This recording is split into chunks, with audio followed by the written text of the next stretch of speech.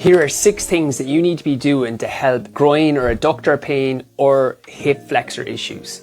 The first 2 is adductor strength and core stability, improving that anterior pelvic tilt. A lot of people that have adductor issues, osteitis pubis, or even hip issues will have weak adductors. The key with this is not to go into pain.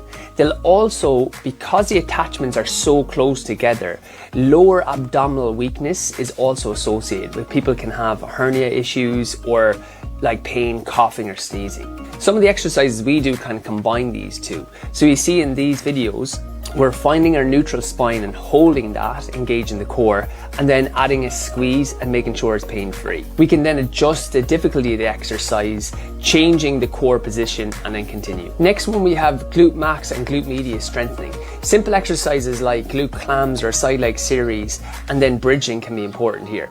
Again, with the bridging, make sure that you can control the pelvis. So all the movement should be coming through the hip joint rather than arching at your back or rounding at your back. And again, we use the BackAware Belt here to guide that it's a pure fold in the middle as you do the exercise. Next one is hip flexor strength. Again, you can see with exercises like this, I'm a big fan of combining 2 of these at the same time. So here we can do a core exercise again, but we're working on that hip flexor.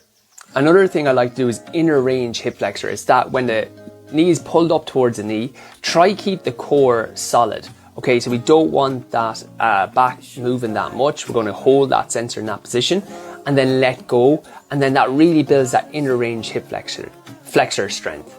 In this way then we've worked on hip flexion, hip extension, hip abduction, hip adduction, and our rotations. Next then we want to work on hip mobility, just making sure that we're not tight around the area, like our hip flexor stretches. Be careful again, make sure that none of these exercises cause pain. Sometimes some of the hip mobility stuff, you can do 90-90s, but they can irritate an area. So I start simple enough exercise like this and then you can progress it down. Lastly then we have to start combining whole body. So we want to get that pelvic control, we want to get moving smoothly through the hips. Here are some of the exercises that we do. The squat shaker one is particularly really good for hip issues. The squat shaker one is particularly good for hip issues.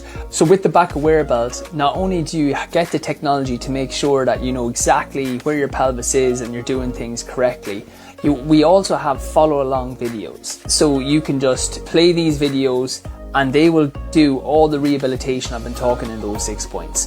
So if you want to learn more about the BackAware Belt and how it can help your hip or groin pain, just click the link below.